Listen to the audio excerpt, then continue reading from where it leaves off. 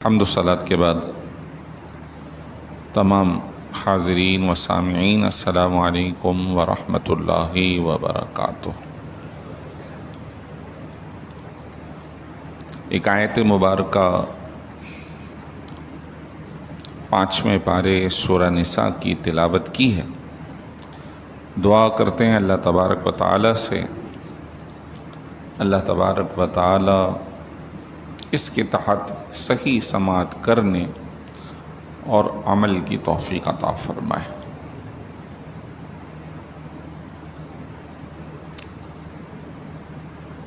بقرہ عید اور حج بیت اللہ پچھلے ہفتے ہی مکمل ہوئے۔ اللہ تبارک و تعالی سے دعا کرتے ہیں اللہ سب کے حجوں کو، قربانیوں کو اپنی بارگاہ میں قبول فرمائے، اور آئندہ سال ہمیں بھی حج بیت اللہ کی اللہ توفیق عطا فرمائے، اور عمرہ مبارک کی درمیان سال میں ہی بار بار اللہ توفیق عطا فرمائے۔ جیسا کہ سب کے ہی علم ہے کہ اس وقت بین الاقوامی سطح پر حالات ایک دوسرے کے مخالف جا رہے ہیں، اور کئی ممالک لڑائیوں میں، جنگوں میں انوالو ہو رہے ہیں یا کروایا جا رہا ہے، اور یہ سلسلہ چلتا رہے گا۔ خصوصاً جو اسلامی ممالک ہیں ان کے ساتھ یہ سلسلہ جاری رہے گا، کیونکہ دشمن اپنی تمام تر سازشوں کے ساتھ مسلمانوں اور مسلمانوں کے علاقوں کے خلاف عرصے سے کام کر رہے ہیں، لیکن اللہ تبارک و تعالی نے ان سب کے منہ بند کرنے کے لیے مسلمانوں کو جہاد کی نعمت عطا فرمائی ہے۔ ابھی انہی ممالک میں آج ایران کا مسئلہ آیا، پہلے پاکستان کا آ گیا، فلسطین کا چل رہا ہے، اور تسلسل جو دیکھنے میں آتا ہے وہ یہ ہے کہ جو غیر مسلم علاقے ہیں وہ ہی مسلمان علاقوں میں کام کر رہے ہیں، حملہ آور ہو رہے ہیں، اور عرصے سے یہ سلسلہ جاری ہے۔ پہلے افغانستان میں، اس سے پہلے دیگر علاقہ جات برما میں ہزاروں لاکھوں مسلمان اس کی نظر ہو رہے ہیں۔ اس کے باوجود جو میڈیا کا پروپیگنڈا ہے وہ مسلمان صحیح نہیں، یہ علاقے صحیح نہیں، یہ امن کے خلاف ہے اور ہم امن کرنے والے۔ امن کے نام پر جو فساد آج یورپ نے برپا کر رکھا ہے، اس کی شاید اس سے پہلے مثال نہیں ملتی۔ پہلے لڑتے تھے تو لڑنے کے نام پہ لڑتے تھے، اب منفی سوچ پیدا کر کے پھر لڑا جاتا ہے، پھر حملہ کیا جاتا ہے۔ پاکستان پہ بھی یہی، اب ایران پہ بھی یہی، فلسطین پہ بھی یہی نام استعمال کیا گیا کہ یہ ہمارے مخالف ہو رہے، اور اس کے بعد تسلسل سے وہ حملہ آور ہو جاتے ہیں اور سارے ایک دوسرے کے حامی کھڑے ہوتے۔ یہی جب غزہ پہ جنگ بندی کی اقوام متحدہ میں تحریک پیدا ہوتی ہے تو کس ملک نے اس جنگ بندی کو روک دیا؟ اس کا نام ہے امریکہ۔ اقوام متحدہ میں ویٹو کر دیا کہ یہ تحریک شروع نہیں ہو سکتی، یہ قرارداد پاس نہیں ہو سکتی، اسرائیل کو حق ہے کہ وہ جو چاہے کرے۔ بہرحال حدیث مبارک ایک پیش کر رہا ہوں، یہ سلسلہ جاری رہے گا۔ ساری دنیا میں فساد ہو سکتا ہے، لیکن ایک علاقہ ہے جس کو اللہ نے امن کا گہوارہ بنایا ہے، اور وہ یہ ہے کہ جس میں سرکار دو عالم صلی اللہ علیہ وسلم آرام فرما ہے۔ جسے مدینہ طیبہ کہا جاتا ہے، جسے مدینہ منورہ کہا جاتا ہے، جسے پاکیزہ، طابہ، خوشگوار یہ لقب عطا فرمایا گیا ہے۔ چنانچہ سیدنا ابو ہریرہ رضی اللہ تعالی عنہ سے مروی ہے، رسول کریم صلی اللہ علیہ وسلم نے ارشاد فرمایا امرت بقریۃ تأکل القری، مجھے حکم دیا گیا کہ اس بستی کو اختیار کروں جس کو لوگ یقولون یثربا، یہ کہتے ہیں وہی المدینہ، حالانکہ وہ مدینہ ہے۔ لوگ یثرب کہتے ہیں حالانکہ وہ مدینہ ہے۔ تنفی الناس کما ینفی الکیر خبث الحدید، اور وہ برے لوگوں کو شہر اپنے میں سے ایسے نکال کر صاف کر دیتا ہے اپنے آپ کو، جس طرح بھٹی لوہے کی زنگ کو کاٹ کر دور کر دیتی ہے اور خالص لوہا اندر رہ جاتا ہے۔ سبحان اللہ۔ رسول کریم صلی اللہ علیہ وسلم کا یہ پاکیزہ شہر مدینہ طیبہ، آپ صلی اللہ علیہ وسلم نے ارشاد فرمایا کہ اس میں سے یہ شہر اپنے میں سے ہر بد باطن کو باہر نکال کے پھینک دے گا۔ ایک حدیث مبارک کے مطابق قرب قیامت شدید 2-3 زلزلے آئیں گے جو اس شہر میں واقع ہوں گے، تو اس میں سے وہ لوگ جو باطن میں خرابی رکھتے ہوں گے، نظریاتی طور پہ نفاق رکھتے ہوں گے، اللہ تبارک و تعالیٰ ان کے دلوں میں ایسی گھبراہٹ پیدا کرے گا کہ وہ سب باہر نکل جائیں گے، اور صاحبان علم اس کے اندر رہ جائیں گے، صاحبان ایمان رہ جائیں گے، اور پھر قیامت قائم ہوگی، اور اس طرح اس شہر سے تمام تر خرابیوں کو اور خرابی رکھنے والوں کو باہر نکال دیا جائے گا۔ رسول کریم صلی اللہ علیہ وسلم کا فرمان علی شان ہے من استطاع ان یموت فی المدینۃ فلیمت فی المدینہ، جو یہ کر سکتا ہے کہ اس کی موت مدینہ منورہ میں آئے تو اسے چاہیے کہ وہ یہ کرے کہ من مات فی المدینۃ، کہ جو مدینہ منورہ میں انتقال کر جائے گا تو حضور نے فرمایا کل قیامت میں اس کی شفاعت کروں گا، او کما قال علیہ الصلوۃ والسلام۔ لیکن ضروری ہے کہ یہ شرط اس شخص کے لیے ہے جو صاحب ایمان ہو اور ہر نظریاتی برائیوں خرابیوں سے پاک ہو، کیونکہ مدینہ منورہ کے دائیں بائیں کچھ لوگ یہودی بھی رہتے تھے، اور ہو سکتا ہے کہ کوئی وہاں جا کر غیر مسلم بھی، جیسا کہ آج کل دیکھ رہے ہیں ہندوستان کے کئی ایک ہندو فلم نگار آرٹسٹ، بہت سارے لوگ دائیں بائیں نظر آ رہے ہیں، کچھ وزیر کے عہدوں پہ پہنچ گئے تو وزارت کے ذریعے پہنچ گئے، تو کیا اگر وہ مر جائیں تو ان کے لیے یہ سفارش ہوگی؟ تو جواب یہ ہے نہیں، یہ صاحب ایمان صحیح العقیدہ مسلمان کے لیے ہوگی۔ الحمدللہ جو لوگ حج پر گئے تو اکثریت تو انتظامی اعتبار سے شروع میں مدینہ طیبہ چلی گئی، لیکن بہت سارے لوگ ایسے ہیں جو اب حج بیت اللہ کے بعد بارگاہ رسالت صلی اللہ علیہ وسلم میں حاضری دیں گے یا دینے جا رہے ہیں۔ صحیح طریقہ پرانے بزرگوں سے تو یہی رائج ہے کہ پہلے حج بیت اللہ کیا جائے، پھر دربار رسالت صلی اللہ علیہ وسلم میں حاضری دی جائے۔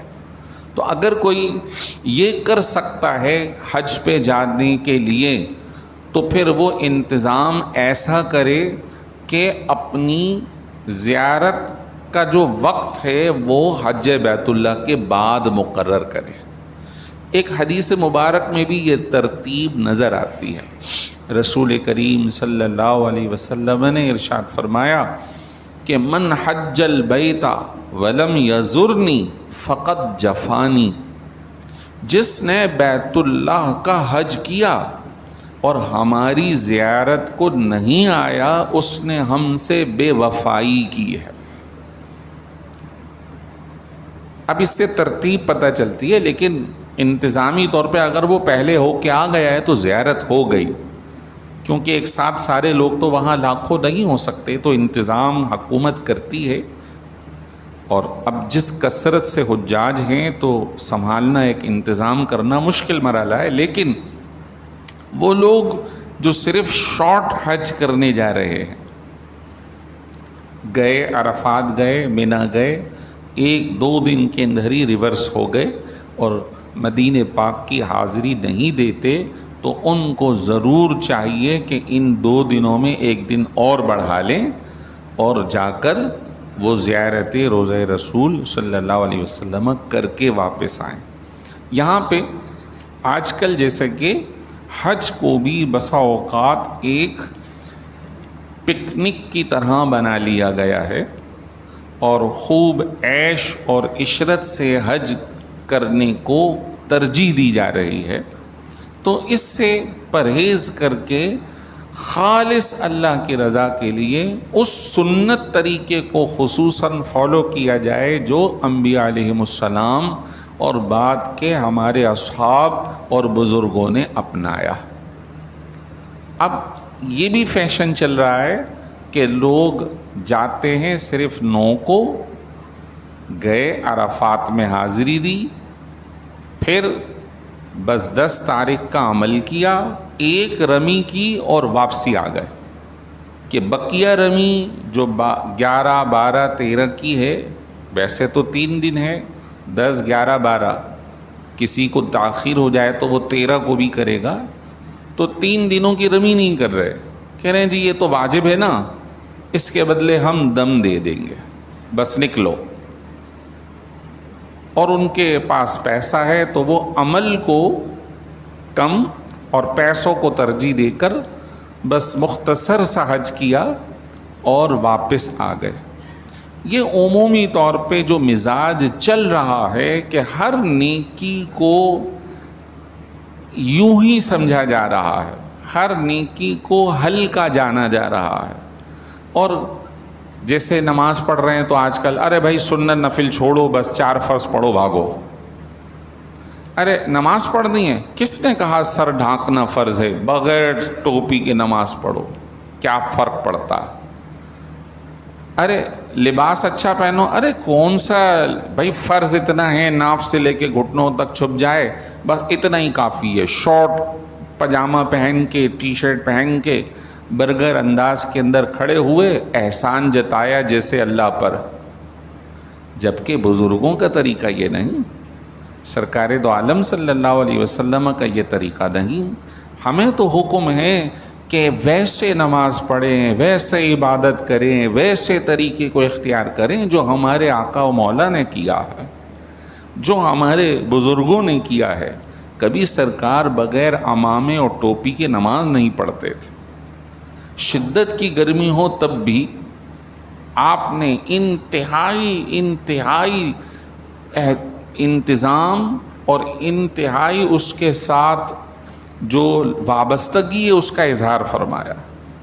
عمامہ شریف جو سید اعلیٰ حضرت علیہ رحمہ لکھ رہے کہ حضور عمامہ پہنا کرتے تھے 7 گز یا 9 یا 11 گز کا، یہ بڑا عمامہ، اگرچہ کہ یہ بھی ہے ابھی ہم نے 5 گز کا پہنا ہوا ہے، لیکن 7 9 11 جو بزرگوں کے ہاں، اور ایسا عمامہ شریف کہ وہ پورے سر کو ڈھانپ لے۔ یہ سنت طریقہ جو حضور نے اختیار فرمایا، ہمارے صوفیہ نے اختیار فرمایا۔ آج ہم اس عمل سے نیچے تنزل تنزل تنزل، ہر چیز میں تنزل کا شکار ہے۔ اسی طرح گئے ہیں اللہ کو راضی کرنے، دنیا کو راضی کرنے کی ہم دیکھ رہے ہیں کہ ہمارے ہاں ذہن سازی ہو رہی ہے، گائے قربان ہو رہی ہے، اس کی جان جا رہی ہے، ہم اس کی ویڈیو بنانے میں لگے ہوئے۔ ہم اسے اپلوڈ کرنے میں لگے ہوئے ہیں۔ حالانکہ یہ تو اس بات کا تقاضا ہے کہ دیکھو اتنے دیو ہیکل صحت مند طاقتور کو ہم نے تمہارے تابع کر دیا، اور وہ جانور اللہ کے نام پر ذبح ہو رہا ہے، تو جس طرح یہ جان اللہ کے تابع ہے، اسی طرح تمہاری جان بھی اللہ کے تابع ہے۔ تمہارے اعمال اور کردار، تمہاری خواہشات ایسے ہی ذبح ہو جانی چاہیے اللہ کے حکم پہ جیسے یہ جانور ذبح ہو گیا۔ اسی طرح دربار رسالت صلی اللہ علیہ وسلم میں حاضری، اللہ اکبر، یہ وہ حاضری ہے کہ خود قرآن نے کہا یا ایھا الذین آمنوا لا ترفعوا اصواتکم فوق صوت النبی، اے ایمان والو تم اپنی آوازوں کو نبی کی آواز پر بلند نہ کرو،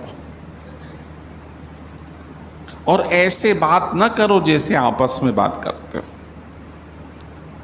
ان تحبط اعمالکم وانتم لا تشعرون، تمہارے اعمال برباد ہو جائیں گے اور تمہیں احساس بھی نہیں ہوگا۔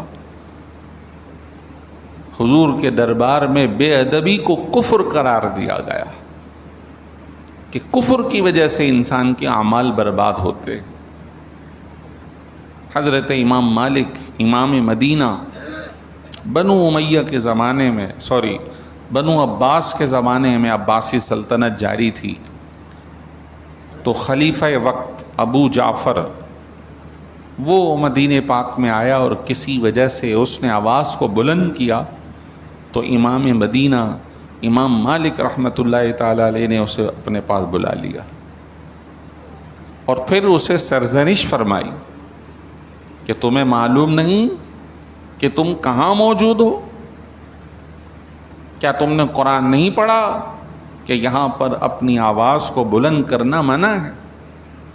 کیا تم نے یہ نہ پڑھا کہ تمہارے اعمال برباد ہو جائیں گے؟ لہذا اپنی آوازوں کو پست رکھو۔ وہ سہم گیا۔ ہوتا ہے بسا اوقات انسان بے خیالی میں وہ کام کر جاتا ہے جو اسے نہیں کرنا چاہیے۔ وہ سہم گیا۔ پھر جب زیارت کے لیے جانے لگا تو حضرت سے آداب مزید پوچھے، تو آپ نے انہیں بتایا کہ ایسے جانا ہے، ایسے سلام عرض کرنا ہے، ایسے کھڑا ہونا ہے۔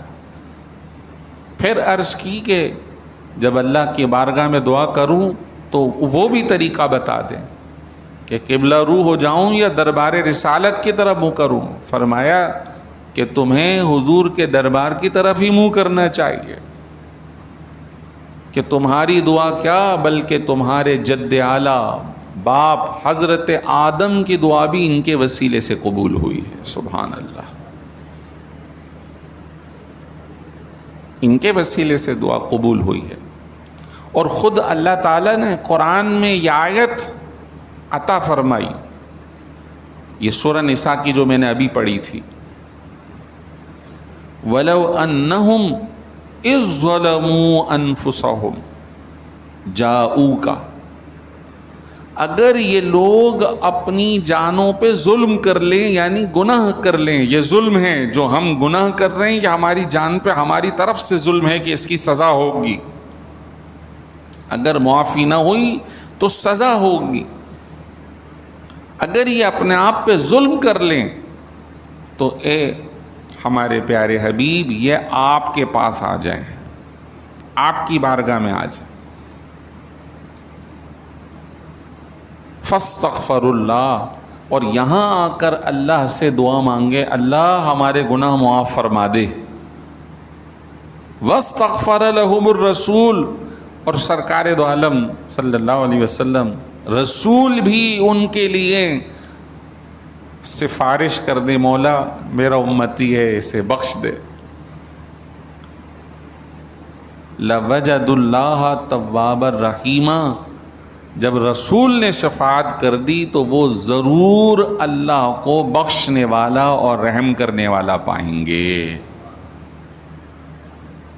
گناہ کس کا ہے؟ نافرمانی کس کی؟ اللہ کی ہے۔ بخشے گا کون؟ اللہ بخشے گا، لیکن اللہ تعالیٰ نے بخشش کا ذریعہ رسول پاک صلی اللہ علیہ وسلم کے دربار کو بنا دیا کہ یہ یہاں آ جائیں۔ چنانچہ ایک روایت ملتی ہے جس کو شاہ عبد الحق محدث دہلوی رحمۃ اللہ تعالیٰ علیہ نے جذب القلوب الی دیار المحبوب، فضائل مدینہ منورہ پہ کتاب لکھی ہے۔ محدث علی الاطلاق شاہ عبد الحق محدث دہلوی علیہ رحمہ نے، اس کے اندر وہ واقعہ لکھتے ہیں کہ سیدنا علی المرتضیٰ کرم اللہ وجہ الکریم راوی ہیں کہ آپ صلی اللہ علیہ وسلم کے پردہ فرمانے کے بعد کسی مضافاتی علاقے سے ایک شخص مدینہ طیبہ حضور سے ملنے آیا، اسے اطلاع نہ ہوئی کہ آپ نے پردہ فرما لیا۔ وہ ملنے آیا، حضرت علی المرتضیٰ سے پوچھنے لگا کہ حضور علیہ الصلوۃ والسلام سے ملاقات کرنی ہے، تو اسے بتایا گیا آپ نے تو پردہ فرما لیا، آپ اس حجرے میں آرام فرمائیں۔ تو وہ اصرار کرنے لگا کہ مجھے وہاں لے جایا جائے۔ وہاں لے گئے تو جناب علی المرتضیٰ فرماتے ہیں اس نے تربت اطہر کے قریب سے خاک مدینہ شریف اٹھائی اور اپنے سر پہ ڈالنا شروع کر دی، یعنی غم کا اظہار جو عرب کا ماحول تھا۔ اور اس کے بعد وہ یوں کہنے لگا کہ ہم آپ کے کہنے پر اللہ پر ایمان لائے، ہم آپ کے کہنے پر قرآن پر ایمان لائے، اور اللہ نے قرآن میں یہ فرمایا کہ اگر یہ ظلم کر لیں تو آپ کے پاس آ جائیں، اور میں یہ دونوں کام کر کے اب آپ کی بارگاہ میں آ گیا ہوں گناہگار، آپ میرے لیے بخشش کی دعا فرمائیے، آپ میری سفارش کیجیے۔ وہ رونے لگا، مٹی ڈالنے لگا۔ فنودی من القبر قد غفر لک، جناب علی المرتضیٰ کی روایت، قبر سے تربت اطہر سے صدا بلند ہوتی ہے، جا تیری بخشش کر دی گئی ہے۔ سبحان اللہ، سبحان اللہ۔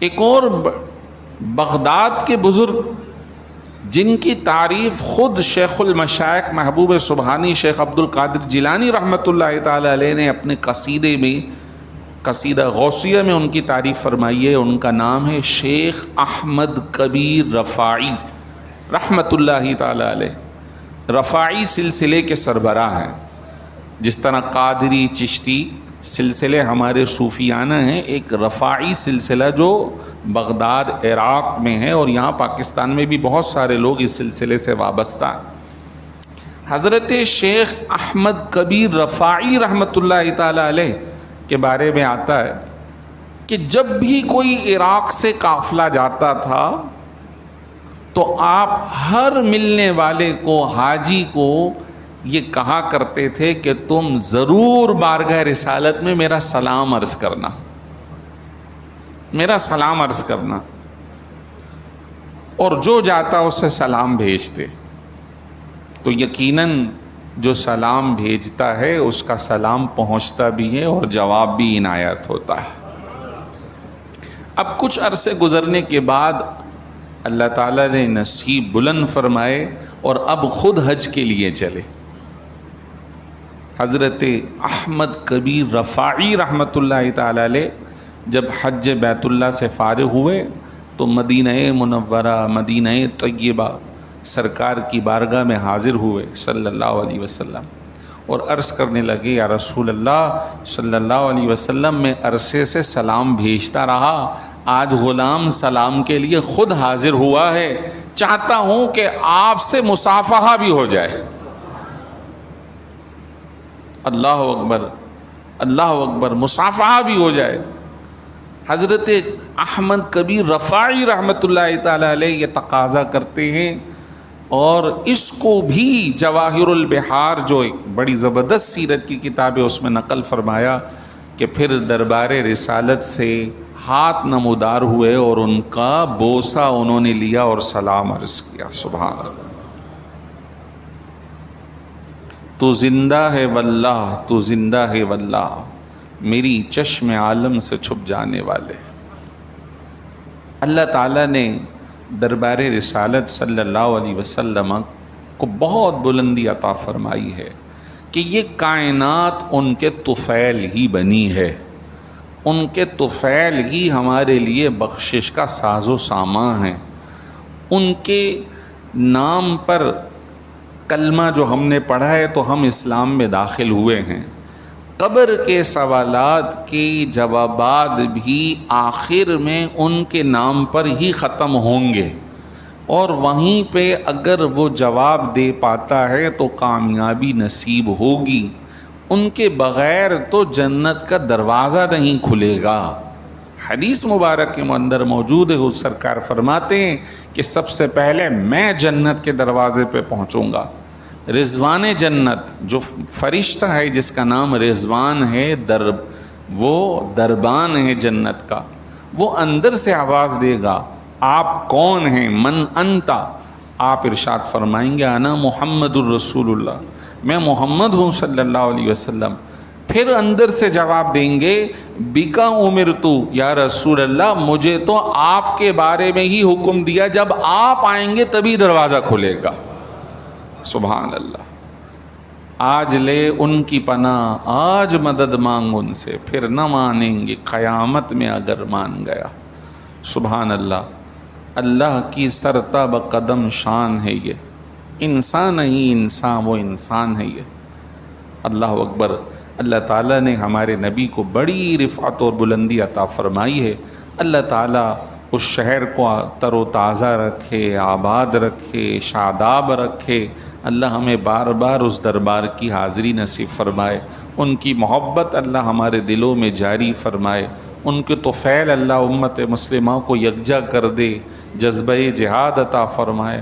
انہی کی تعلیمات پہ ہم عمل کریں گے تو دنیا اور آخرت ہماری کامیاب ہوگی۔ اللہ ہمیں عمل کی توفیق عطا فرمائے۔ وآخر دعوانا ان الحمد للہ رب العالمین۔